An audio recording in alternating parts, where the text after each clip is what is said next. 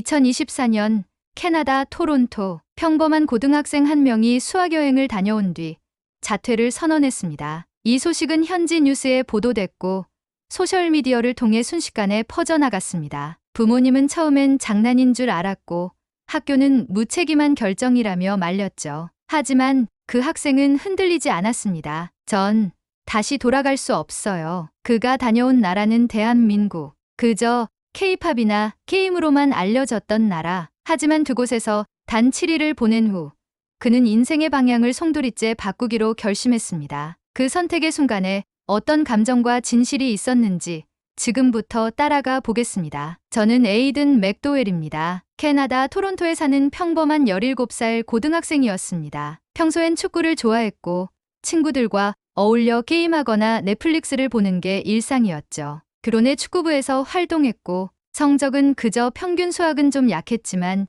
영어 에세이는 잘 쓰는 편이었어요. 부모님은 공무원이었고 집에는 항상 뉴스 채널이 켜져 있었습니다. 전 세계 곳곳의 소식이 식탁 위 대화의 일부였죠. 그런데 이상하게도 한국이라는 단어는 뉴스 자막에 나올 때마다 항상 북한 미사일, 분단국가, 한반도 긴장 고조 같은 말과 함께 묶여 있었어요. 저는 한국에 대해 깊이 생각해 본 적이 없었습니다. 제게 한국은 그저 멀고 위험한 나라, 영어도 통하지 않고 음식은 맵고 뉴스에 나오는 장면들은 긴장감 가득한 전쟁 직전의 분위기. 딱 그 정도의 이미지였습니다. 그 외에 떠오르는 건 K-팝, BTS, 블랙핑크. 하지만 그건 마치 만화 같은 이야기였고 실제 한국 사회가 어떤지는 전혀 상상조차 해본 적 없었죠. 솔직히 말하면 한국은 제가 절대 가보고 싶다고 생각해 본 적 없는 나라였습니다. 그게 전부였어요. 2024년 봄, 토론토에 있는 저희 고등학교는 아침 조회 시간부터 술렁이기 시작했습니다. 교장 선생님께서 전교생에게 중요한 발표가 있다고 하셨거든요. 다들 한 가지 기대에 부풀어 있었죠. 바로 수학여행 발표. 이번 수학여행은 어디일까? 유럽. 아니면 일본? 친구들끼리 속삭이던 희망의 이름은 모두 익숙하고 로망 가득한 나라들이었습니다. 파리, 런던, 도쿄. 저는 은근히 런던이 되기를 원했어요. 해리포터 스튜디오에 꼭 가보고 싶었거든요. 드디어 발표 순간 교장 선생님의 말씀이 체육관 스피커를 울렸습니다. 2024학년도 수학여행 목적지는 대한민국 서울입니다. 순간 체육관 전체가 얼어붙었습니다. 서울, 진짜 한국. 왜 하필 거기야? 북한이랑 전쟁 중이잖아. 미사일 뉴스 안 봤어? 교실 안이 웅성거리기 시작했고 여기저기서 실망과 불만의 속삭임이 이어졌습니다. 저 역시 마찬가지였어요. 기대했던 유럽은 물 건너갔고 한국이라는 나라는 저에게 지나치게 낯선 이미지였습니다. 솔직히 두려웠습니다. 전쟁 뉴스로만 접해온 나라, 낯선 언어, 낯선 문화, 맵고 기름진 음식, 종종 인터넷에서 본 미국 혐오 시위 같은 자극적인 장면들. 그때는 정말 몰랐습니다. 그 낯설고 무서웠던 나라가 제 인생의 방향을 송두리째 바꿔놓을 줄은요. 하지만 인천공항에 도착한 순간 모든 게 완전히 달라졌습니다. 비행기 문이 열리고 공항 터미널로 발을 디뎠을 때 저는 순간 멈춰 섰습니다. 공기는 맑고 쾌적했으며 바닥엔 먼지 하나 없이 반짝였고 안내 표지판은 영어와 한국어로 또렷하게 병기되어 있었습니다.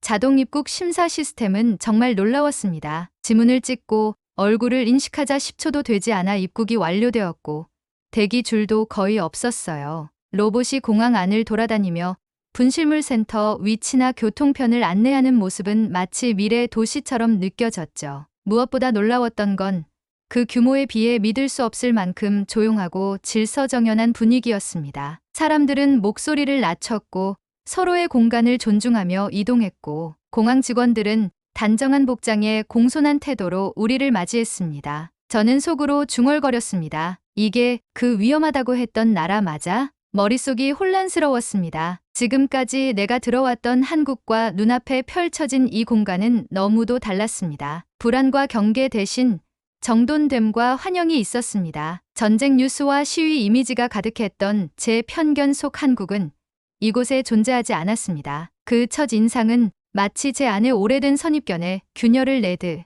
조용히 그러나 강하게 저를 흔들기 시작했습니다. 그 순간부터였습니다. 저는 조금씩 깨닫기 시작했어요. 혹시 내가 뭔가를 잘못 알고 있었던 건 아닐까? 밤 10시가 넘은 서울. 우리는 숙소 근처 거리를 자유롭게 산책하던 중이었습니다. 화려한 네온사인과 불빛 아래 거리에는 여전히 수많은 사람들이 움직이고 있었고 무엇보다 눈에 띈 건 혼자 걷는 여성들의 모습이었습니다. 여학생들이 혼자 편의점에 들어가 음료를 사고 어떤 이는 벤치에 앉아 조용히 책을 읽고 있었습니다. 심지어 이어폰을 낀 채 산책하는 여성도 있었죠. 그 장면을 본 순간 제 걸음이 멈췄습니다. 이 광경은 캐나다 토론토에선 상상할 수 없는 일이었습니다. 밤이 되면 특히 여성이 혼자 다닌다는 건 그 자체로 위험 신호였으니까요. 학교에서도 늘 밤에는 절대 혼자 다니지 말라는 경고를 듣고 자랐고 뉴스에선 여성 대상 범죄가 늘고 있다고 했습니다. 제 여동생도 오후 6시만 넘으면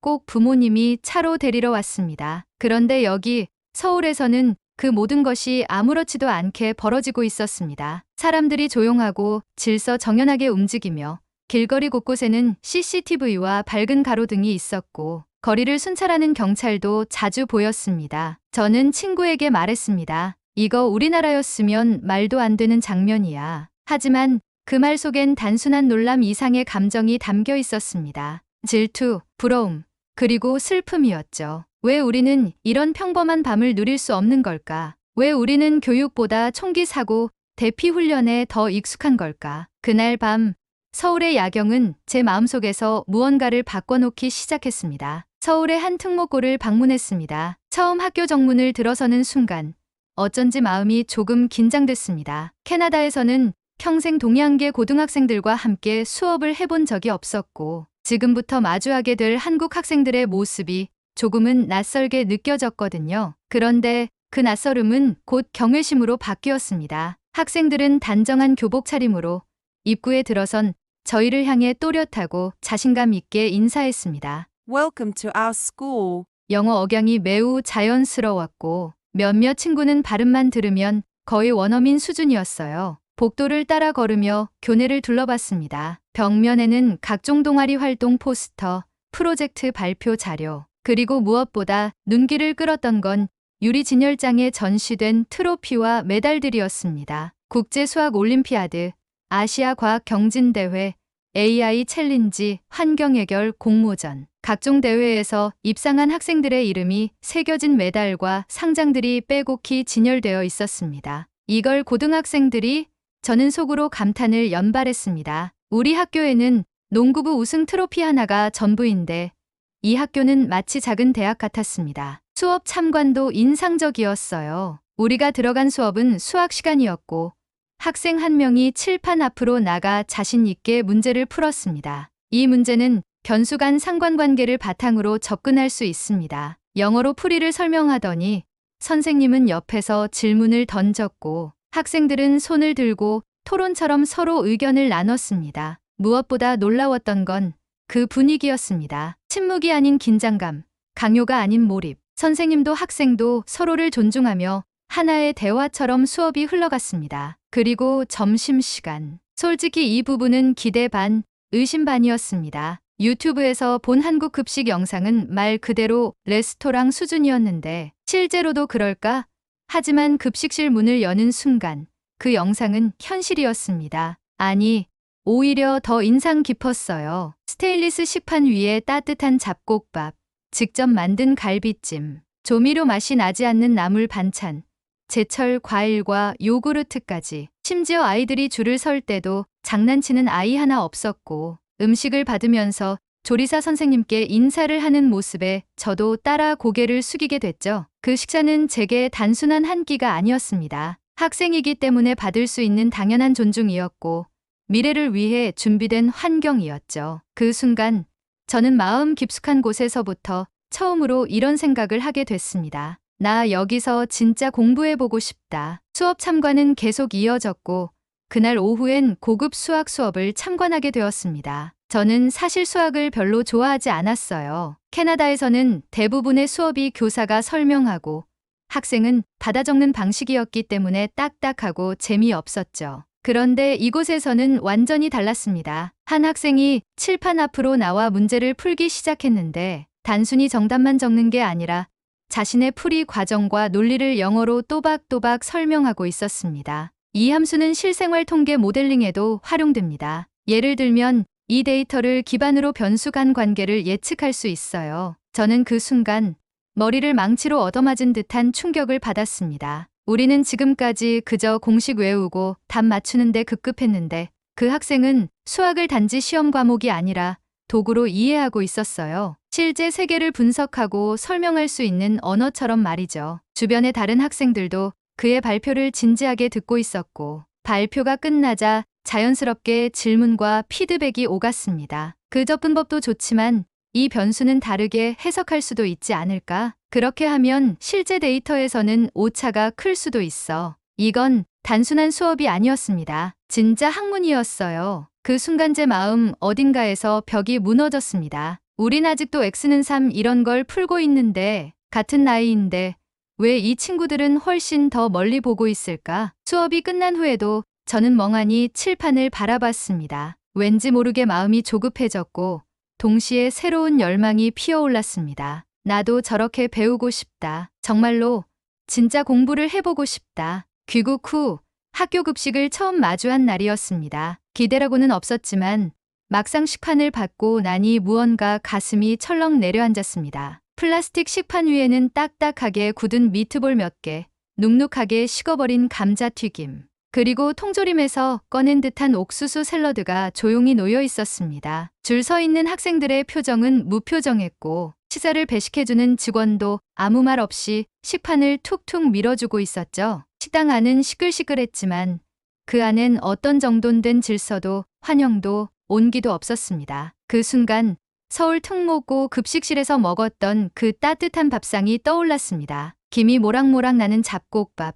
부드럽게 익힌 갈비찜, 고소한 나물 반찬, 정성껏 준비된 제철 과일과 요구르트, 무엇보다 기억에 남는 건 음식을 받아들며 조리사 선생님께 인사하던 학생들, 그릇 따뜻한 인사에 미소로 화답해주던 어른들이었죠. 그 모든 장면이 파노라마처럼 머릿속을 스쳐 지나갔습니다. 지금 제 눈앞의 식판과는 너무나도 다른 세계였습니다. 입에 미트볼을 넣는 순간 느껴졌습니다. 차가운 맛, 무미건조한 식감. 이건 음식이 아니라 그저 배를 채우기 위한 물질이었습니다. 저도 모르게 속으로 중얼거렸습니다. 이건 그냥 생존이야. 그리고 바로 그때 처음으로 확실히 느꼈습니다. 한국에서 먹은 건 음식이 아니라 존중이었다. 여기선 내가 그저 소비자일 뿐이지만 그곳에선 나를 하나의 사람으로 대접해줬다. 식판을 들고 자리에 앉아 있는 내내 먹는다는 행위 자체가 서글프게 느껴졌습니다. 처음으로 캐나다의 시스템에